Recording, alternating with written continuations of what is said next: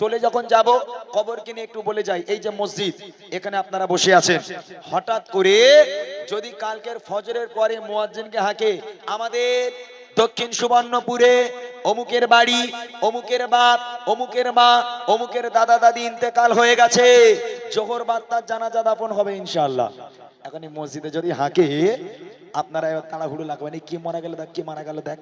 এখন ঘুরে ঘুরে যদি দেখেন আজকের গজল শুনছেন বা কালকের জলসা শুনছিল, আপনার পাশে বসে বসে সেই ব্যক্তিটা মারা গেল, আপনার মনে একটু খটকা লাগবে। ইস, কাল ছেলেটা বেঁচে ছিল, কাল মানুষটা বেঁচে ছিল, আজকে মারা গেল। মৃত্যুর কোনো গ্যারান্টি নেই। আল্লাহ পাক কোরআন শরীফের মধ্যে বলেন, কুল্লু নাফসিন যায়কাতুল মাউত, প্রত্যেক প্রাণীকে মৃত্যু স্বাদ গ্রহণ করতে হবে, কেউ আগে আর কেউ পরে। তুমি মনে করছো তোমার দাদু বেঁচে আছে, তোমার নাম্বার এখন আসবে না, তোমার দাদু তারপর তোমার বাপ তারপর তুমি, তা নয়। তোমার দাদু বেঁচে থাকবে, তুমি চলে যেতে পারো, এদিকে খেয়াল রাখতে হবে। সেই কবর কতটা কঠিন জায়গা, ছন্দের মাধ্যমে কবি লিখছে, দেখেন। কবর কবর কঠিন কবর, সঙ্গে গে হো রাবে না, কবর কবর কঠিন কবর, সঙ্গে গে হো রাবে না, কবর কবর কঠিন কবর, সঙ্গে গে হো রাবে না, সাপার পিছে খাবে কুরে, সাপার পিছে খাবে কুরে, সাধের দেখো খানা, কবর কবর কঠিন কবর, সঙ্গে গে হো রাবে না, কবর কবর কঠিন কবর, সঙ্গে গে হো রাবে না। মসজিদে এলান হবে জোহরের তে জানাজা, জোহরের তে জানাজা, সারা জীবন আয়েশে আরামে করেছো নামাজ কাজা, করেছো নামাজ কাজা, কি যে উপায় হবে তোমার, কি যে উপায় হবে তোমার, তওবা করা হলো না, কবর কবর কঠিন কবর, সঙ্গে গে হো রাবে না, কবর কবর কঠিন কবর, সঙ্গে গে হো রাবে না, সাপার পিছে খাবে কুরে, সাপার পিছে খাবে কুরে, সাধের দেখো খানা, কবর কবর কঠিন কবর, সঙ্গে গে হো রাবে না। বিসমিল্লাহি ওয়া আলা মিল্লাতি রাসূলিল্লাহ। কবরে শোয়ানো হলো, পশ্চিম দিকে মুখ দেওয়া হলো, বাঁশগুলো চাপা দেওয়া হচ্ছে, তারপর চাটাই দেওয়া হয় বা কলার পাতা দেওয়া হয়, এদিকে কি দেয় জানি না।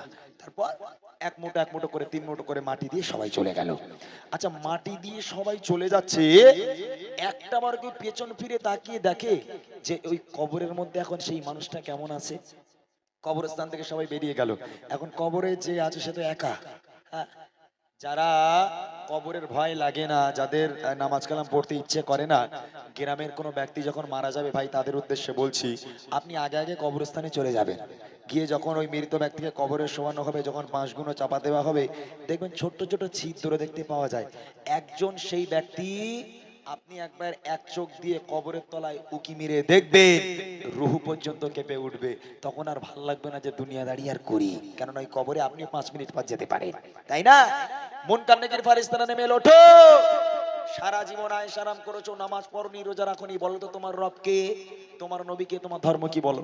ঈমান আমাল থাকলে বলতে পারবো, ঈমান আমাল যদি না থাকে, হায় আফসোস, হায় হায় হায় হায়, আমি জানি না, তোমরা সামনে আসবে না, হায় মুনকার নেকির ফারিস্তা দূরে সরে যাও, তোমাদের চেহারা দেখে ভয় হয়, খবরদার যেন সামনে আসবে না। আল্লাহ পাক, আল্লাহ তাআলা বলবে, এই মুনকার নেকির তোরা চলে আয়, তোরা চলে আয়। এইবার পাঠাবে আল্লাহ পাক কানা আর কালা, 2 ফেরেশতাকে পাঠাবে, ঢোক, তোরা দেখতেও পাসনি, শুনতেও পাসনি, এখন ও যেমন সারা জীবন দুনিয়াদারি করে, আমি আল্লাহ আমাকে মানিনি, নামাজ পড়িনি, রোজা রাখিনি, তোরা যেমন দেখতে পাসনি, শুনতে পাসনি, ওরে এবার লে ওর ডিজে বাজা কবরের মধ্যে, আমি আল্লাহ বসে বসে দেখি, তাই না?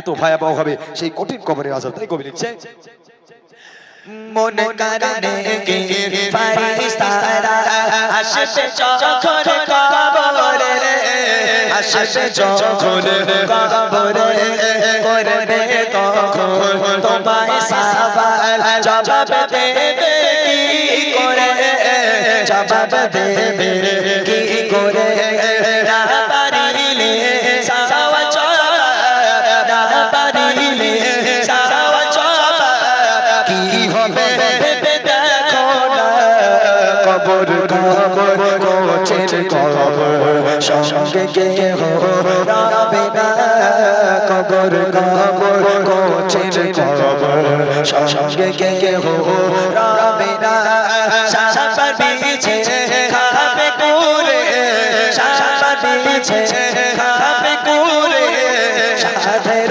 দেহ কবর কবর কোচের কবর সঙ্গে কেহ রবে না কবর কবর কোচের কবর সঙ্গে কেহ রবে না কবর কবর কোচের কবর সঙ্গে কেহ